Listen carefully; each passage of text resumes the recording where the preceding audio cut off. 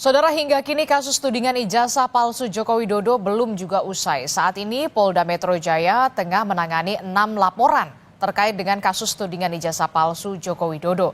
Salah satu laporan yang dilayangkan Jokowi adalah terkait pencemaran nama baik dan juga fitnah. Dan 3 perkara lainnya yang juga telah naik ke tahap penyidikan. Kita akan bahas bersama dengan sejumlah narasumber di pagi hari ini. Sudah ada di studio Orange Kompas TV, sudah hadir kuasa hukum Roy Suryo CS, Bung Ahmad Khozinuddin. Selamat pagi. Assalamualaikum. Waalaikumsalam warahmatullahi Pak Khozin. Ya, kemudian juga melalui sambungan daring ada pakar hukum pidana Universitas Jenderal Sudirman. Sudah ada Prof. Hipnu Nugroho. Selamat pagi. Assalamualaikum Prof. Hipnu. Waalaikumsalam, Mbak. Enjang Prof. Hipnu.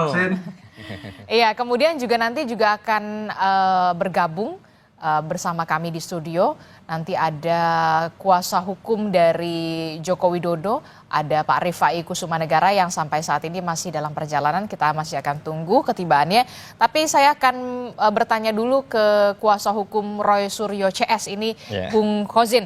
Bung Khozin, kemarin kan sudah ke Polda Metro Jaya bersama juga dengan Bung Roy Suryo begitu ya. Ada permintaan gelar perkara khusus. Lah, gelar perkara khusus kan sudah di Barreskrim Polri kemarin. Kenapa di Polda Metro Jaya kok minta lagi gelar perkara khusus? Ada apa ini? Ya, ini kan sebenarnya 2 hal yang berbeda. Kalau di Barreskrim Mabes Polri, gelar perkara khusus kami ajukan karena adanya tindakan Barreskrim Mabes Polri yang melakukan gelar perkara sepihak dan kemudian menetapkan penghentian proses Dumas dari TPUA dari kasus dugaan ijazah palsu saudara Joko Widodo. Sementara di Polda Metro Jaya justru sebaliknya, bukan karena dihentikan, jadi adanya tindakan Polda Metro Jaya yang melakukan gelar perkara sepihak yang kemudian menaikkan tahap penyelidikan ke tahap penyidikan dari dugaan pidana, pencemaran dan juga fitnah. Juga sejumlah pasal-pasal pidana lainnya yang dilaporkan oleh 4 pelapor ya. Dari 6 memang 4 yang naik ke tahap penyidikan, 2 mengundurkan diri. Dan penting juga kami ingin kasih konfirmasi kepada pemirsa bahwa tindakan ini sebenarnya hanya untuk menguji ya, apakah benar ada kepastian hukum dan perlakuan yang sama terhadap anak bangsa sehingga ada keadilan. Kalau perlakuan hukum itu berbeda pasti tidak akan ada keadilan. Yang saya maksud adalah kemarin juga kita meminta agar pada tahap penyidikan ini, Saudara Joko Widodo selaku saksi korban diperiksa terlebih dahulu dan disita ijazahnya agar ada proses uji kembali secara laboratorium forensik terhadap ijazah tersebut. Mengingat apa yang dilakukan oleh Barreskrim Mabes Polri tidak bisa digunakan untuk dijadikan bukti dalam proses penyelidikan di penyidikan Polda Metro Jaya karena ini hal yang berbeda. Saudara Joko Widodo itu dilaporkan hanya Dumas, sementara laporan Saudara Joko Widodo di Polda Metro Jaya 30 April 2025 yang lalu langsung naik ke LP, laporan polisi yang itu berarti pro justisia. Dan kami sebenarnya uji kembali. Jadi menurut Anda ada ketimpangan di situ? Bahkan ada tambahan ketimpangan itu kami uji kembali, yakni salah satu klien kami, Dr. Rismon Hasyolan Sinepar, melakukan laporan polisi ke Polda Daerah Istimewa Yogyakarta ya, untuk melaporkan 2 dugaan tindak pidana. Yang pertama, pemberitahuan bohong sebagaimana diatur di pasal 29 ayat 3 Undang-Undang ITE ya, Undang-Undang Nomor 1 2024. Yang kedua tentang dugaan penipuan 378 berkaitan dengan statement Saudara Joko Widodo yang berbeda dengan Pak Kasmujo. Dan kemarin klien kami mendapatkan SPHP 2 ya, surat pemberitahuan dimulainya hasil ya pemeriksaan perkaranya. Itu ternyata kasus yang dilaporkan klien kami sama diperlakukan seperti TPUA, yakni hanya dianggap pengaduan Dumas dan kemudian ditingkatkan menjadi laporan informasi. Jadi bukan kemudian diterbitkan laporan pidana. Nah, dari situ kan kita bisa melihat memang ada perlakuan berbeda antara layanan kepolisian terhadap Saudara Joko Widodo dengan klien kami yang hari ini padahal statusnya sama, warga negara Republik Indonesia. Oke, jadi ada beberapa hal yang kemudian menjadikan kuasa hukum dan juga Roy Suryo CS ini mengajukan gelar perkara khusus. Tambahannya adalah kami sangat melihat ada subjektivitas dari institusi Polri terhadap penanganan perkara ini, sehingga perlakuan berbeda ini tidak mungkin bisa dipahami kecuali apa? Ada agenda di mana institusi Polri itu di bawah kendali politik, yang politik itu kami tafsirkan berasal dari Solo, yakni dari kekuasaan Saudara Joko Widodo. Oke, saya tahan dulu di situ, Bung Khozin. Saya ke Prof. Hipnu. Prof. Hipnu, melihat kasus ini begitu ya, kemarin di Barreskrim Polri bisa dikatakan sudah selesai, begitu gelar perkara khusus sudah dilakukan, kemudian di Polda Metro Jaya sudah masuk ke tahap penyidikan, tapi kemudian Bung Roy Suryo CS ini mengajukan gelar perkara khusus di Polda Metro Jaya karena memang ada hal yang perlu dibuktikan lagi begitu ya. Betul, dan sebenarnya kan yang dibariskan juga gelar perkara khususnya juga belum diumumkan hasilnya seperti belum apa. Diumumkan. Begitu. Nah, bagaimana dari kacamata hukum pandangan dari Prof. Hipnu terkait dengan kasus ini? Perlu atau tidak sebenarnya gelar perkara khusus dilakukan di Polda Metro Jaya? Ya, gini Mbak Adisti, di dalam sistem peradilan pidana itu kan ada pra-adjudikasi. Pra-adjudikasi itu ada penyelidikan dan penyidikan. Dalam hal penyelidikan untuk mendapatkan suatu kebenaran, mendapatkan suatu peristiwa, itu suatu perlu sekali. Apakah yang disampaikan di Baris Krim kemarin, apakah yang disampaikan dalam Polda, kan gitu. Karena dalam hal suatu penyelidikan ini ada suatu kepastian, apakah ada peristiwa atau tidak. Lah, disinilah saya kira sebagai pencari keadilan, mau tidak mau Polda juga harus membuka kembali hari itu. Karena ini suatu peristiwa yang mengakibatkan adanya delik kaitannya dengan pencemaran baik. Belum lagi nanti mengakibatkan adanya obstruction of justice misalkan. Jadi delik terkait dugaan ijazah palsu ini akan menyambung beberapa perbuatan yang terjadi. Nah, oleh karena itu dalam hal seperti ini memang harus dipastikan. Yang perlu kami sarankan sebetulnya kalau kita kemarin membaca KPI Mbak Dian, Komite Informasi Publik, itu sebetulnya UGM harus hadir. UGM haruslah menjelaskan tentang keaslian. Jadi kalau kemarin itu hasil lab krim, Polda lab krim, Baris Krim, tapi juga harus ada suatu rilis, misalkan Mas Kosin menanyakan sebagai badan hukum publik UGM untuk memberikan secara detail ABC dan sebagainya. Ini yang menjadi masalah. Sehingga kalau sampai nanti hasil lab krim belum equal, kemudian badan hukum publik juga belum memberikan gambaran seperti yang diinginkan Mas Kosin, ya ini perkara berlalu terus. Sampai kapan? Sampai tidak ada hentinya, Mbak. Karena dalam hal suatu pemeriksaan pra-adjudikasi khususnya lidik, itu tidak ada suatu penyelesaian sepanjang tidak dipastikan dulu suatu perkara yang bersangkutan. Sehingga kalau toh dihentikan kemarin itu hanya dihentikan sementara. Saya katakan sering, dihentikan demi kepentingan hukum. Artinya, ketika peristiwa itu tidak ada, sementara. Artinya, kalau memang suatu saat ada bukti lain, ya diajukan kembali. Disinilah yang saya kira tidak henti-hentinya dalam suatu perkara penyelesaian di pra-adjudikasi dalam khususnya lidik. Oleh karena itu, kalau memang sudah sampai pada sidik atau pengadilan, itu dipastikan, kan gitu. Bisa berhenti dalam arti konteks pembenaran material. Ini yang saya kira luar biasa Mas Kosin berjalannya ini sebagai bentuk asas transparansi, asas equal, dan asas keterbukaan dalam muka perkara di dalam era sekarang ini.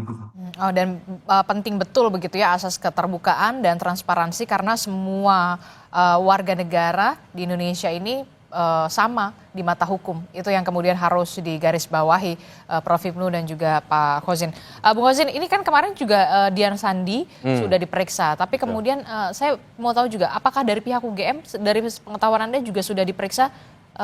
Kalau Bung Roy kan juga sempat mengatakan, mempertanyakan pelapor kok belum diperiksa? Belum diperiksa, nah itu gimana? Iya. Informasi yang kami terima bahwa sebenarnya saudara Joko Widodo selaku pelapor sekaligus saksi korban itu sudah dipanggil, namun mengajukan reschedule karena keadaan sakit. Dan itulah yang kemarin kami persoalkan. Kenapa kalau sakit dipanggil polisi untuk menerangkan apa yang menjadi aduannya terkait delik dugaan fitnah dan pencemaran tidak datang, tapi pada saat yang bersamaan justru hadir di sebuah kongres partai yang ternyata dia bisa menyampaikan pandangannya tanpa ada hambatan. Artinya kalau kita bicara tentang ada misi politik yang dituduhkan kepada kami, ada agenda besar dan seterusnya, secara zahir justru kita lihat saudara Joko Widodo justru sibuk dengan agenda politik. Pada saat yang sama dia sudah ada panggilan hukum, dia tidak mematuhi ya aparat penegak hukum yang telah memberikan panggilan. Dan celakanya Kabid Humas Polda Metro Jaya tidak pernah mengumumkan itu. Kalau giliran klien kami ya ada undangan klarifikasi tidak datang, dinarasikan mangkir. Padahal itu tadi menurut Prof. Hipnu itu baru pra-adjudifikasi. Undangan klarifikasi itu tidak wajib dan tidak ada nomenklatur mangkir. Tetapi ketika hari ini kita tahu benar-benar Bung Rifai juga menyampaikan memang sudah ada panggilan polisi kepada saudara Joko Widodo dan saudara Joko Widodo tidak hadir karena sakit. Tidak pernah ada rilis dari Polda Metro Jaya. Ini yang saya sebut ada tindakan yang berbeda, treatment yang berbeda, terutama dalam konteks komunikasi publik yang kemudian kami rasakan kami diperlakukan tidak adil oleh institusi kepolisian. Dan yang paling penting adalah bahwa hari ini kenapa kami selalu menyampaikan kita harus transparan, karena persoalan ijazah palsu ini bukan hanya ansih persoalan Roy Suryo dan kawan-kawan, tapi ini sudah menjadi persoalan publik karena ijazah itu juga dulu pernah digunakan sebagai persyaratan untuk memenuhi jabatan publik sesuai dengan ketentuan pasal 169 Undang-Undang Nomor 7 tahun 2017 berkaitan dengan pencapresan saudara Joko Widodo dan bahkan sudah digunakan menjadi presiden 2 periode. Karena Bung Rifai sudah hadir, saya sapa dulu begitu ya, kuasa hukum dari Joko Widodo sudah hadir ke studio. Bung Fai, ini tadi Bung Hosin menyinggung soal bagaimana Pak Jokowi tidak hadir begitu, tidak meminta untuk ditunda pemeriksaannya di Polda Metro Jaya karena sakit. Bung Hosin mengatakan tapi kok di Kongres PSI bisa secara lugas dan juga secara tegas ya hadir di Kongres PSI begitu. Ada merasa ketidakadilan lah di sana segala macam. Nah kalau Bung Rifai sendiri melihatnya seperti apa? Ini kan Polda Metro Jaya sudah naik ke tahap penyidikan, dari kuasa hukum Bung Roy CS bahkan meminta untuk mengajukan gelar perkara khusus. Oke, pertama mungkin ditanggapi dulu soal ketidakhadiran beliau ya. Betul. Jadi intinya minggu kemarin memang kami sudah menerima panggilan untuk diperiksa di hari Kamis. Tapi hari memang Kamis? Kemarin. Tapi memang kan pada saat itu beliau sendiri masih dalam recovery ya. Penyembuhan. Enggak, sudah sembuh cuma masih recovery dalam arti disarankan untuk tidak keluar kota dulu. Oke. Ya, sehingga waktu itu kami minta untuk dijadwalkan ulang dengan dua kemungkinan. Pertama dijadwalkan ulang kembali karena kami akan konsultasi dulu kepada dokter yang mau observasi apakah sudah bisa keluar kota, atau kedua mungkin tidak berdasarkan pasal 113 KUHP diperiksa di kediaman. Nah ini kami ajukan gitu ya. Intinya sih kami tentunya sangat punya kepentingan untuk bisa menerangkan keterangan, tapi kan bagaimanapun juga secara fisik ada keterbatasan juga, sesuatu yang kita ketahui bersama, sehingga kami memohonkan itu dan kami sekarang masih menunggu kabar dari pihak Polda, apakah tetap akan di-reschedule ulang di Jakarta. Ya kalau memang harus ke Jakarta kami juga siap, tapi mungkin perlu ada persiapan dulu gitu ya. Nah di sisi lain kalau memang harus di kediaman juga mungkin lebih baik, tapi kami serahkan sepenuhnya. Nah soal kegiatan di PSI ya, karena memang kembali lagi itu kan sama-sama di Solo ya. Kalau di Solo sih memang beliau bisa berkegiatan, bukannya ke PSI, kegiatan yang lain juga masih terima tamu segala macam gitu ya, atau kegiatan hari-hari. Cuma memang untuk keluar kota sementara masih disarankan untuk tidak dilakukan dulu. Mudah-mudahan sih setelah ini sebentar sudah pulih dan beliau bisa langsung ke Jakarta ya. Kita tinggal lihat perkembangan. Nah terus kedua soal gelar perkara khusus, ya kembali lagi itu sih hak. Ya setiap advokat tentunya juga punya hak untuk bisa mengajukan upaya-upaya hukum terutama untuk pembelaan. Ya dan itu biasa lah ya. Sekalipun kalau saya berpandangan terlalu dini, karena apa? Penyidikannya kan masih berjalan, baru mulai ini penyidikan gitu loh. Sementara gelar perkara khusus biasanya untuk mengevaluasi.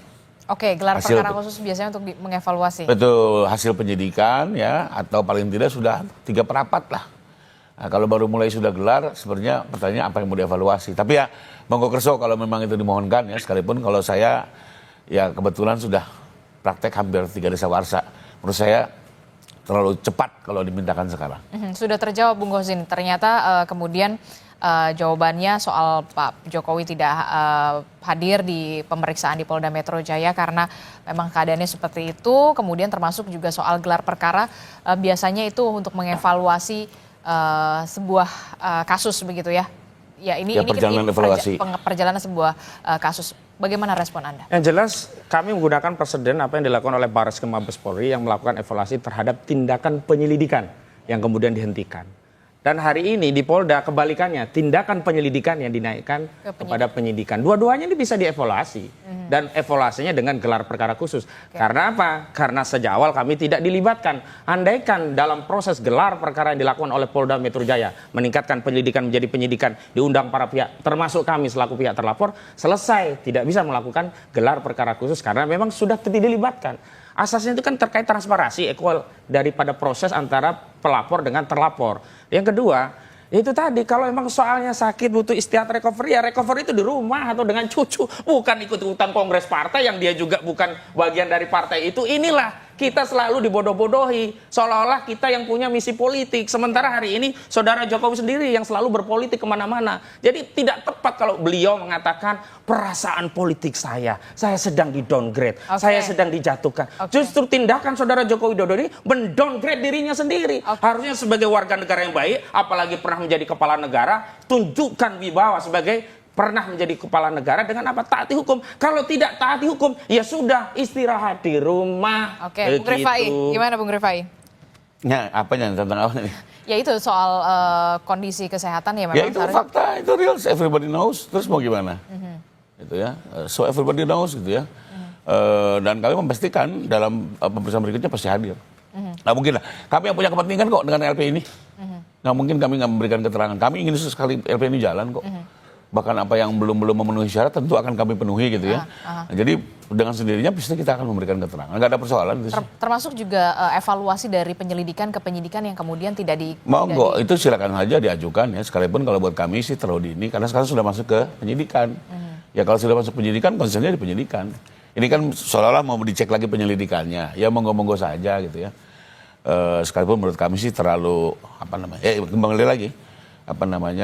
Harusnya kita fokus di penyidikan saja. Apa-apa saja yang mau kita lengkapi. Tidak adil dong. Kalau penyidikan kan posisi klien kami mau jadi tersangka.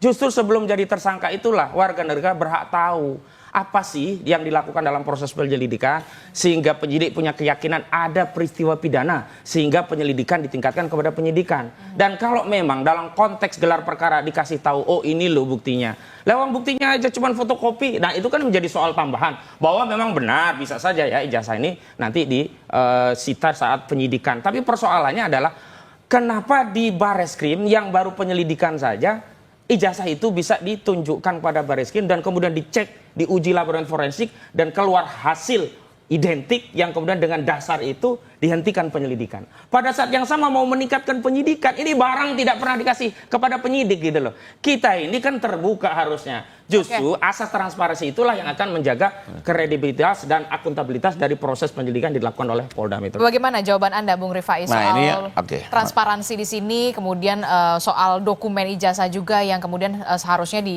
sama lah seperti apa yang treatmentnya dilakukan di Bareskrim? Ya menurut saya sih ini sama ya, bahkan teman-teman kepolisian kalau boleh saya bilang sudah sangat hati-hati. Nah yang perlu dibedakan adalah perkara di Polda dengan perkara di Bareskrim sesuatu yang berbeda. Di Bareskrim ini stretchingnya adalah soal pemalsuan. Di Polda ini stretchingnya adalah soal fitnah dan pencemaran. Jadi memang pokoknya sudah berbeda. Pokok perkaranya berbeda. Jadi kalau di Bareskrim itu sampai dilakukan lapor wajar karena itu memang poin pentingnya ya. Bahkan kembali lagi sebenarnya untuk menguji keabsahan sebuah ijazah itu tidak perlu dengan lapor. Ini sudah berkali-kali di dalam kaidah putusan Mahkamah Konstitusi ya maupun Undang-Undang Sertifikat cukup Kepala Satuan Pendidikan menyatakan bahwa ini ijazah asli, bahwa betul itu alumni. Jadi cukup dengan pernyataan itu. Nah, cuma di Bareskrim ini dikasih bonus lagi dengan lapor untuk penguatan. Nah, untuk Polda sekali lagi fokusnya apa sih?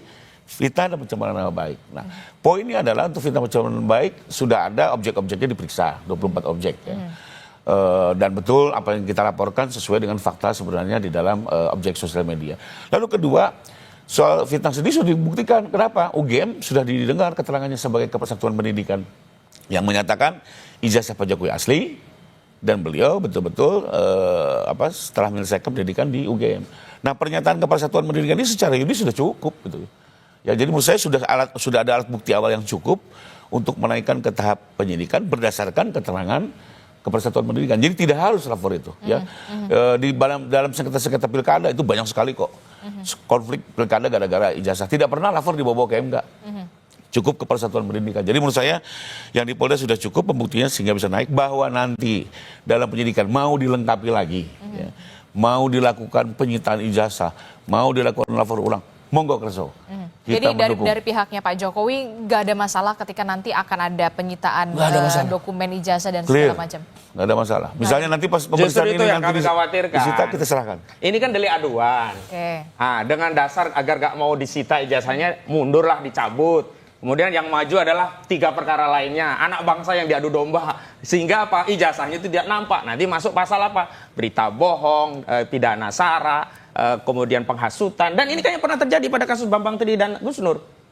Jokowi tidak pernah terlibat, ijazahnya tidak pernah masuk, tetapi keduanya dianggap mengedarkan kabar bohong di vonis 6 tahun. Nah, saya khawatir nanti ya, ini colong pelayu tinggal gelanggang. Lari dari laporannya dengan dalih nanti kirim saja lawyer, ini bisa dicabut. Tapi laporan yang lain tetap jalan terus. Akhirnya apa? Sesama anak bangsa yang beradu. Padahal ini kan bisa diselesaikan dengan menunjukkan selesai, sudah begitu loh. Tapi hari ini mungkin kalau dia tunjukkan nggak akan selesai, kenapa? Mungkin rakyat juga udah kepalang marah, jengkel gitu loh. Dari dulu aja harusnya bisa diselesaikan secara cepat sederhana. Ini mencari jalan yang ribet gitu loh. Oke, singkat saja, apa yang ingin Anda tanggapi dari pernyataan Bung Husin? Ya kembali lagi itu kan asumsi-asumsi dan kekhawatiran. Oke. Ya wajar-wajar saja lah ya. Saya sih mengerti saja.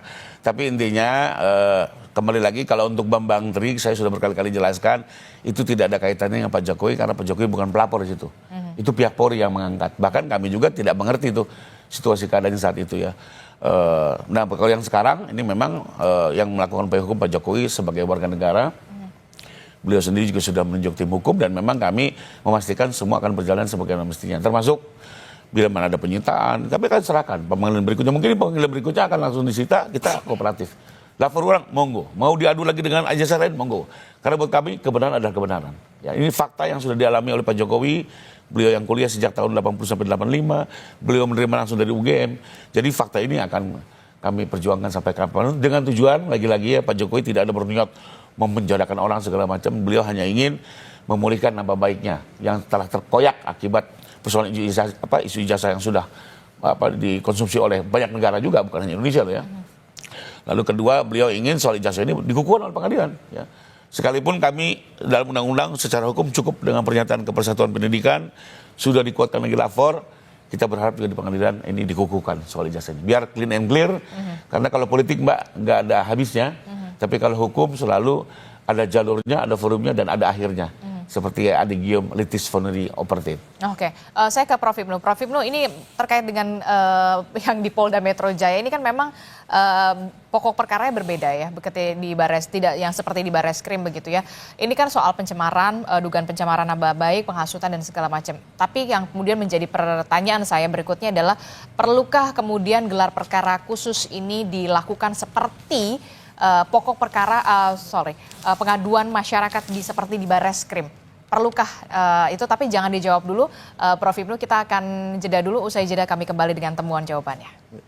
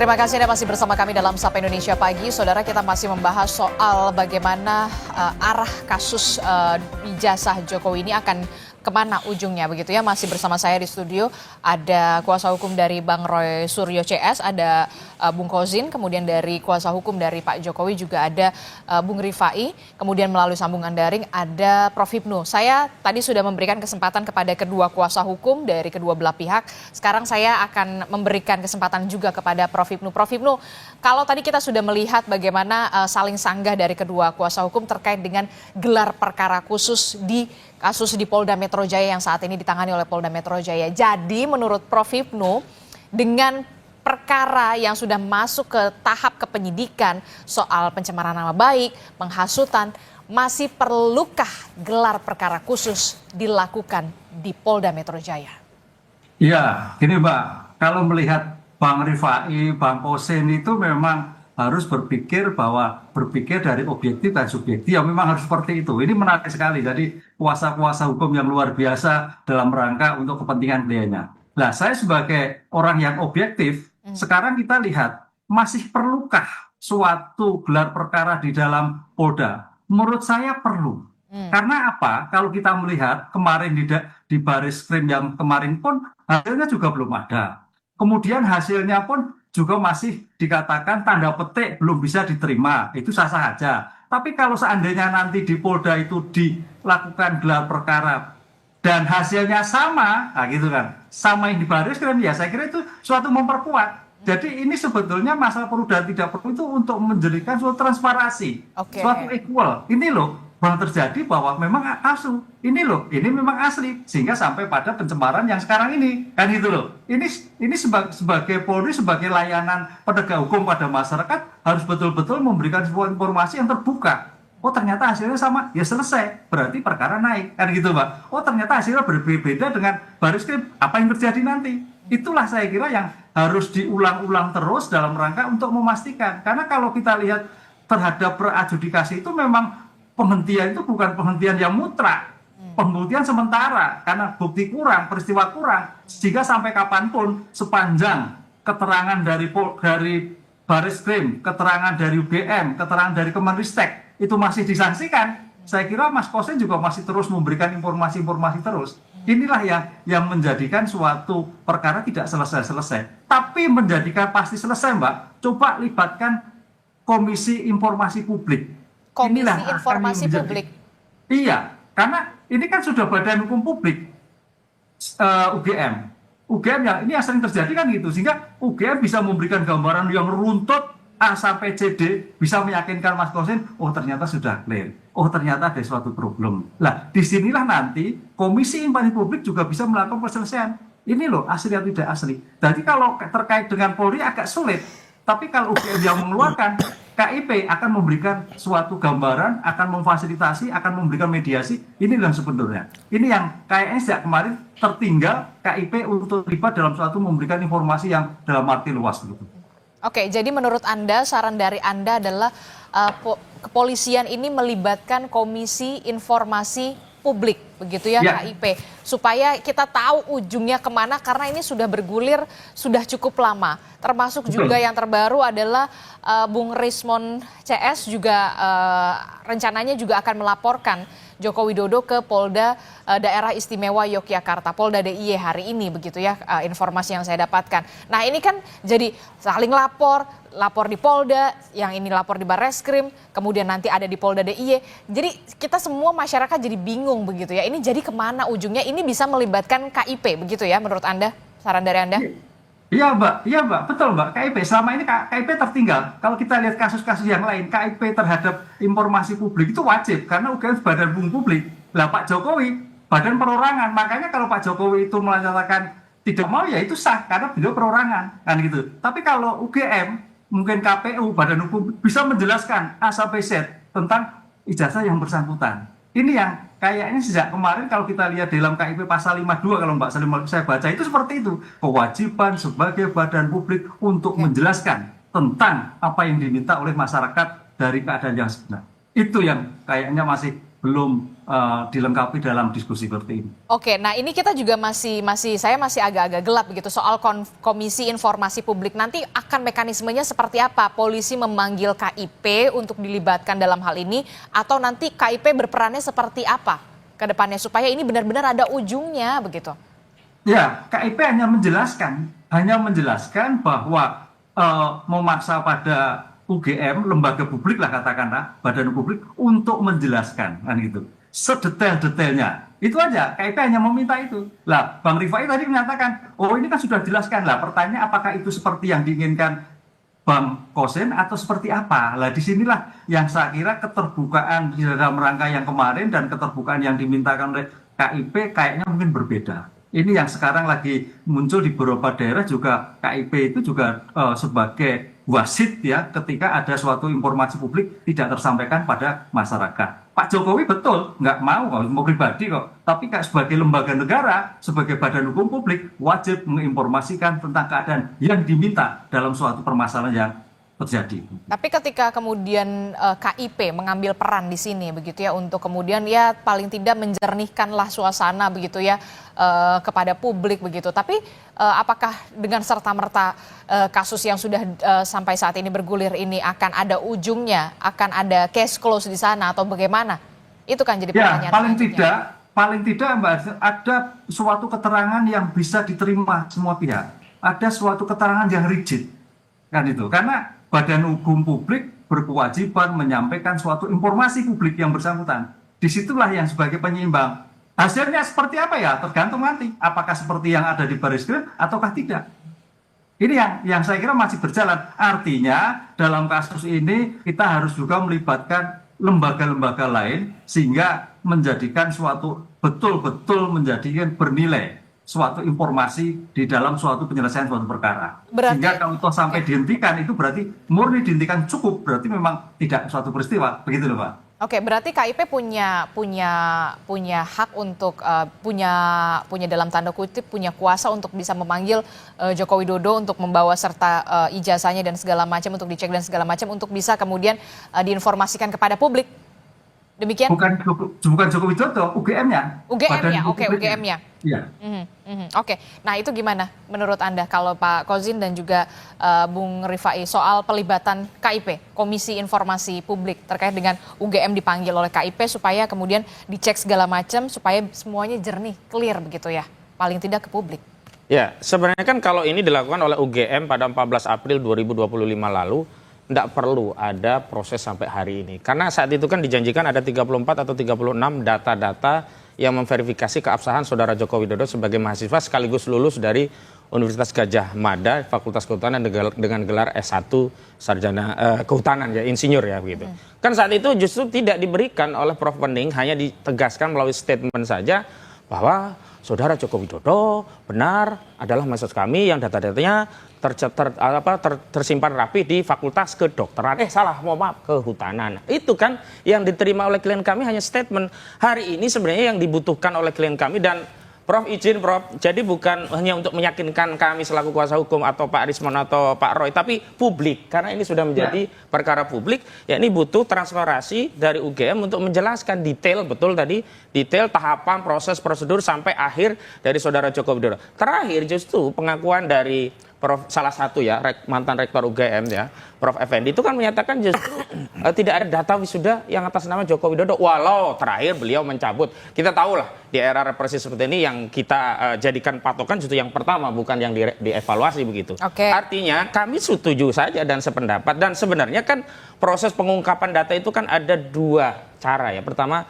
secara subjektif, yang kedua secara objektif. Secara subjektif sebenarnya UGM bisa melakukan itu tanpa harus diminta oleh KIP begitu. Tapi kalau harus melibatkan KIP agar data-data itu muncul pada publik, kami sangat setuju sependapat dan mendorong hal itu. Dan itu pula yang sebenarnya menjadi dasar dari aktivitas penelitian dari klien kami untuk memastikan apakah benar Saudara Joko Widodo itu absah punya ijazah S1 UGM. Oke, Bung Rifai, bagaimana? Oke, sebenarnya sih apa yang dilakukan UGM juga sudah pernah mencoba berkomunikasi atau melakukan sosialisasi pada publik ya. Itulah yang pertama kali mereka mengumpulkan alumni, lalu menunjukkan di belakang dengan layar besar ijazah, lalu juga menunjukkan ijazah teman-temannya gitu ya. Jadi sudah pernah juga dilakukan itu. Lalu kedua, waktu juga teman-teman TPUA ingin audiensi juga diterima gitu ya. Bahwa mungkin dalam prosesnya saya sendiri nggak ikut, cuma kalau saya lihat di pemberitaan kan memang akhirnya tidak semua data dikeluarkan karena mungkin masih ada kekhawatiran ya bahwa ini tidak serta-merta sekedar untuk mencari kebenaran, tapi juga seolah-olah hanya mau mencari senjata untuk mencari menyerang gitu ya. Dan benar saja kan, tidak lama setelah ijazah dipertunjukkan, dipersoalkan fontnya, ya, tanda tangannya, fotonya, sudah dijawab lari ke skripsi. Skripsi dijawab lari ke KKN, jadi Nggak kembali gitu lagi maksud Anda? nggak, masih ada tidak ada trust gitu ya, jadi masih khawatir. Dan memang juga kalau kita lihat perjalanannya terus menerus, sudah dijawab A lari ke B lari ke C, jadi wajar juga kalau game seperti itu. Tapi sekarang kalau mau diambil langkah hukum langkah ke KIP bagus-bagus saja ya, memang itu ada salurannya, sekalipun memang menurut saya sih tidak berdampak dengan perkara pidana yang berjalan. Oke. Karena KIP kewenangannya sendiri, penyidikan sendiri, KIP tidak bisa mengintervensi penyidikan juga. Betul. Tapi mungkin lebih kepada rasa penasaran masyarakat terjawab. Sekalipun nanti di sidang, Mbak, kemarin juga kami melakukan rapat koordinasi ya.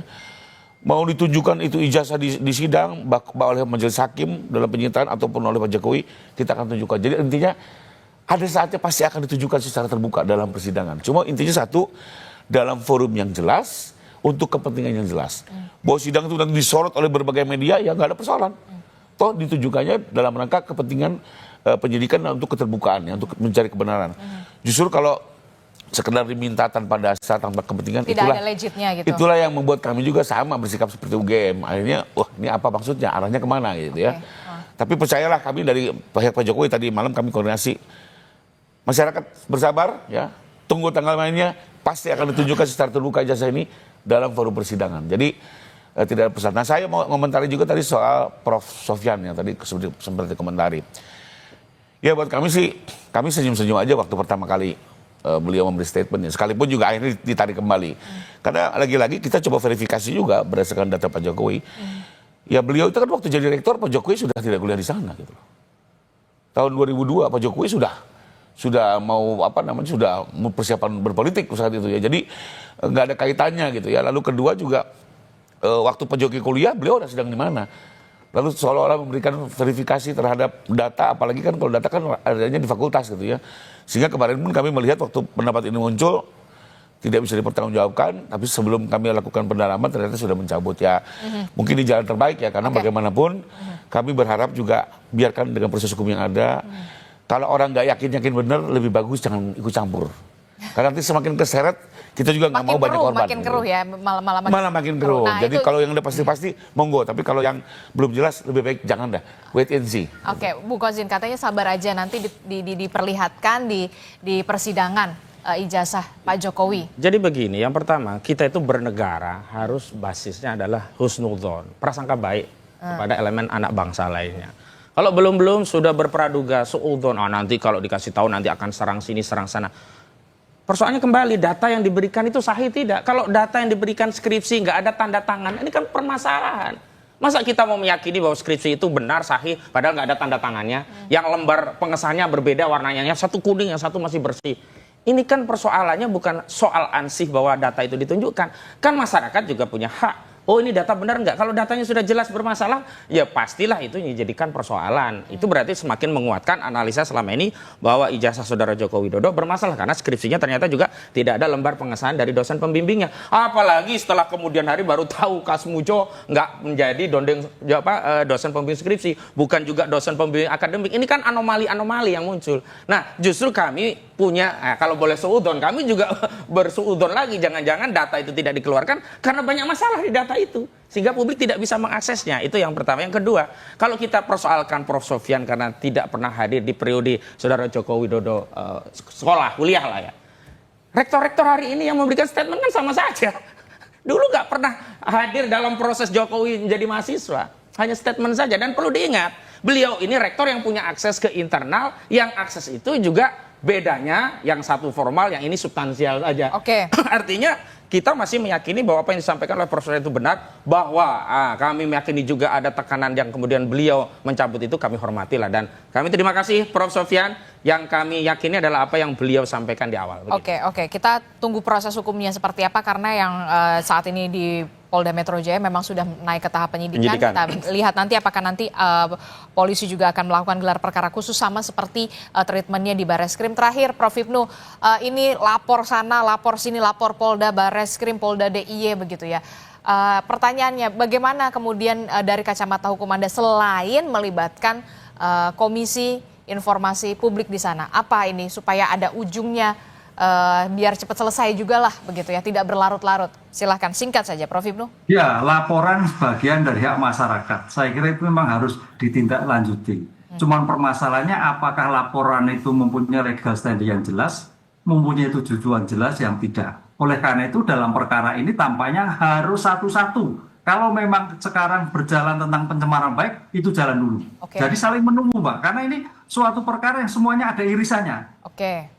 Sehingga kalau sudah satu-satu lah, mana yang diteruskan dan mana yang tidak teruskan, saya kira itu Polri harus punya strategi untuk menangani suatu perkara itu. Jadi tidak semua diterima, tapi juga diberikan suatu penjelasan bahwa ini adalah terkait dengan perkara-perkara yang lain. Begitu, Pak. Oke, baik, kita akan tunggu. Tapi yang paling tidak yang ini dulu lah, Polda Metro Jaya. Kalau memang ini diselesaikan, nanti kalau ada laporan lagi, nanti baru kita lihat lagi seperti apa. Tapi yang pasti, Bung Rifai, klien Anda, Pak Jokowi siap ketika nanti memang akan dipanggil setelah Tentu, kemarin. tentu.